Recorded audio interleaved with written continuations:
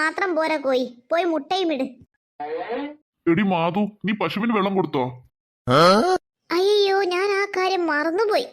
ഞാൻ പോയിട്ട് ഇപ്പൊ കൊടുക്കാം. വേണ്ട വേണ്ട, ഞാൻ പറമ്പത്തേക്കാ. ഇനി ഞാൻ കൊടുത്തോളാം, നീ പോണ്ട. പിള്ളേര് വിളിക്കുകയോ മറ്റു ചെയ്തോ? അവരെന്താ എത്താത്തത്? ഇല്ല, അവര് വിളിച്ചൊന്നുമില്ലല്ലോ. അവരിപ്പൊ ഇങ്ങ് എത്തുമായിരിക്കും. ശരിയാ, നേരത്തെ പുറപ്പെട്ടതല്ലേ, വരുന്ന വയ്യായിരിക്കും, അതാ വിളിക്കാത്തത്. അതായിരിക്കും വിളിക്കാത്തത്. പിന്നെ ഞാൻ പുറത്തുണ്ട് കഞ്ഞിവെള്ളം വെച്ചിട്ട്. എന്നാ പോയി അത് കൊടുക്ക്. ആ, ഞാൻ പോയി കൊടുത്തിട്ട് വരാം. നമ്മളെ പറമ്പിലെ മതിലുണ്ട് ഇടിഞ്ഞിനെന്ന് പറയുന്നത് കേട്ടു, അതും നോക്കണം. ഷടാ, ഇക്കൊല്ലത്തെ മഴയത്തും മതിലിടിഞ്ഞോ? ഇത് കൊല്ലത്തിൽ സംഭവിക്കുന്നുണ്ടല്ലോ. പിന്നെ നിങ്ങളൊരു കാര്യം ചെയ്യ്, പിള്ളേര് വരുമ്പോഴത്തേക്ക് തിരിച്ചു വരാൻ നോക്കണേ. പെട്ടെന്ന് ചെല്ലി. ആ, ഞാൻ അവര് വരുമ്പോഴത്തേക്കും തിരിച്ചു വരാം. ഇതാ തിന്ന കോയിയെ. മാധുവടുത്തി, ഇതാര് കമലയോ? നിന്നെ കൊറേ ആയാൽ ഈ വൈക്കൊക്കെ കണ്ടിട്ട് കമലേ. എന്ത് ചെയ്യാനാ മാധുവടുത്തി, പിള്ളേർക്ക് രണ്ടിനും പനിയായിരുന്നു. അതാ ഇങ്ങോട്ടൊന്നും ഇറങ്ങാതെയായി പോയത്. ആണോടി പിങ്കിക്കുട്ടി, നിനക്ക് പനിയായിരുന്നോ?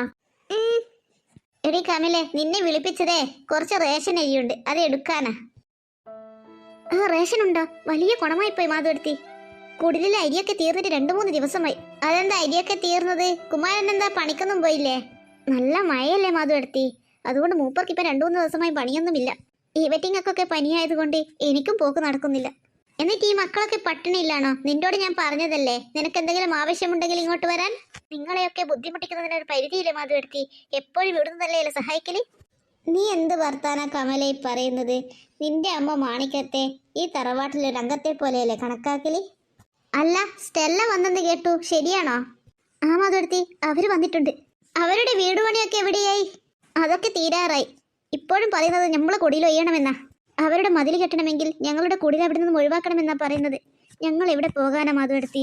അല്ല, ഈ പറയുന്നതൊക്കെ എവിടുത്തെ ന്യായമാ? നിങ്ങൾ ഒഴിയാനൊന്നും നിൽക്കണ്ട. ഞങ്ങളെപ്പോലുള്ള പാവപ്പെട്ടവരൊക്കെ എന്ത് ചെയ്യാനാ മാധുവടുത്തി? ഞങ്ങൾ കുറെ പിടിച്ചു നിന്ന് നോക്കി, അവരൊഴിയുന്ന ലക്ഷണമൊന്നുമില്ല.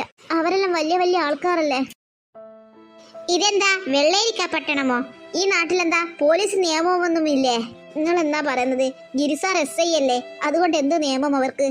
നീ വിഷമിക്കണ്ടടി, നിനക്കൊക്കെ ദൈവം എന്തെങ്കിലും ഒരു വഴി കാണിച്ചു തരും.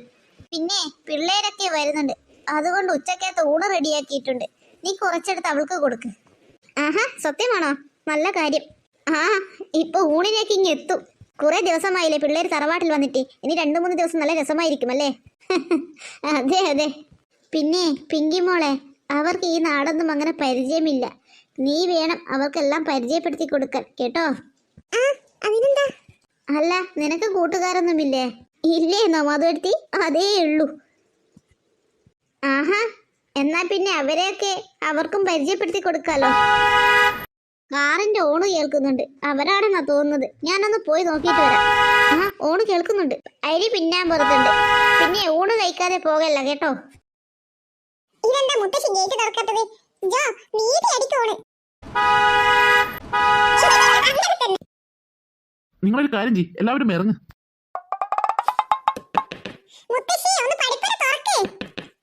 ഞാനിത് എത്തി, ഇപ്പൊ തുറക്കാം. തിരക്ക് കൂട്ടല്ലേ. ഇതെന്താ മുത്തശ്ശി ഡോർ തുറക്കാത്തത്?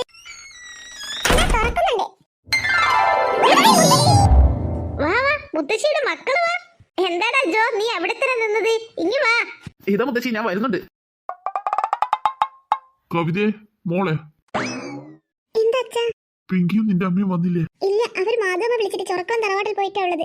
നീ പോയിട്ടെന്നാൽ ആ അരിയാക്കത്തി എടുത്തിട്ടൊന്ന് വാ. ഇവിടെ നിറച്ച് പുല്ല് പൊടിച്ചിട്ടുണ്ട്, ഞാൻ ഇതൊക്കെ ഒന്ന് വിട്ടട്ടെ. ഹേ മിസ്റ്റർ, നിങ്ങൾ എന്താ അവിടുന്ന് ചെയ്യുന്നത്?